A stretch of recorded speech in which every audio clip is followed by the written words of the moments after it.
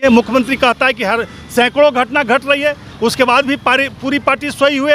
आज बजरंग दल कहाँ है? आरएसएस से लोग क्यों नहीं आवाज़ उठाते हैं? क्यों नहीं प्रधानमंत्री पर दबाव बनाते हैं कि इसको बर्खास्त करो? बेटी बचाओ का नारा देती है, जो नारी सुरक्षा का नारा देती है, जो सनातन धर्म और संस्कृति की बात करती है। क्या सनातन धर्म में ही है कि अपनी बहन बेटियों को घुमाओ? नमस्कार, आप देख रहे हैं मगही न्यूज़। मैं हूं सुधेंदु रमन। आज एक पटना में पोस्टर लगा है। विनोद कुमार शर्मा जो बीजेपी के प्रवक्ता थे, पूर्व प्रवक्ता थे, उन्होंने आज एक पोस्टर लगाया है जिसमें नरेंद्र मोदी, अमित शाह के खिलाफ उन्होंने लिखा है कि मणिपुर में जिस तरह से जो घटना हुई है, महिलाओं के साथ घटना है, उसी पर हमारे साथ विनोद कुमार शर्मा जी है। सर, आखिर क्या हुआ? देखिए, काफ़ी दुखी मन से मैंने भारतीय जनता पार्टी से इस्तीफा दिया। आज पूरा देश आंदोलित है। मणिपुर की घटना जो हुई, हमारी बहन बेटियों को निर्वस्त्र करके उनके गुप्तांगों से खिलवाड़ करते हुए एक भीड़ में जैसे ले जाया गया, और वहाँ के माननीय मुख्यमंत्री बीरेंद्र सिंह कहते हैं कि ऐसी सैकड़ों घटना हो रही है, मैं किस पर कार्रवाई करूँ? इससे बड़ा आश्चर्य क्या होगा इस देश के लिए। और माननीय प्रधानमंत्री जी जब सुप्रीम कोर्ट ने कहा कि मैं कार्रवाई करूँगा, तब जगते हैं और 37 सेकंड में कहते हैं कि हम दुखी हैं।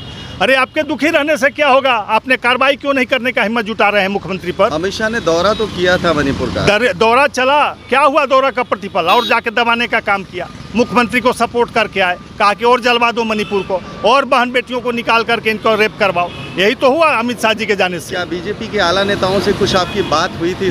मैं एक सप्ताह दिल्ली में रह के आया हूँ, परसों लौटा हूँ। मैंने सबको लिखा, पत्र दिया। हमें कहा गया कि इसके पक्ष में बोलिए डिबेट में। मैंने कहा कि हमारे हृदय से संभव नहीं है। मैं एक इंसान हूँ, इंसानियत की बात करूँगा, मानवता की बात करूँगा। और मैंने पटना आने के बाद ये निर्णय लिया कि अब इस पार्टी में काम नहीं करूँगा। जो बेटी बचाओ का नारा देती है, जो नारी सुरक्षा का नारा देती है, जो सनातन धर्म और संस्कृति की बात करती है, क्या सनातन धर्म में ही है कि अपनी बहन बेटियों को घुमाओ, उनके गुप्तांग से खिलवाड़ करो, उनका रेप करवाओ भीड़ में, और कहो कि ये तो घटना घटती है, कोई बड़ी बात नहीं है। मुख्यमंत्री कहता है कि हर सैकड़ों घटना घट रही है, उसके बाद भी पूरी पार्टी सोई हुए। आज बजरंग दल कहाँ है? आरएसएस से लोग क्यों नहीं आवाज़ उठाते हैं?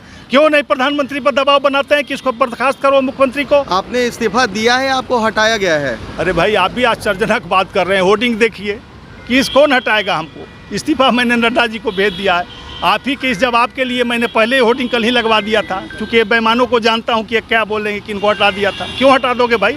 रात में मैं डिबेट किया हूं पार्टी के पक्ष में 8 बजे तक, 8:30 बजे तक न्यूज पर था।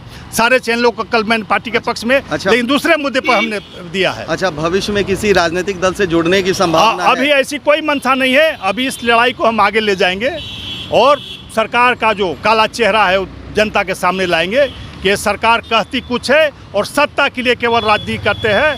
भोले भाले कार्यकर्ताओं को बरगला करके राष्ट्र प्रेम के नाम पर जोड़ती है, महिला सुरक्षा बेटी बचाओ के नाम पर जोड़ती है, और उसके विपरीत काम करती है। ये सत्ता के लिए भारत को कुछ भी कर सकती है।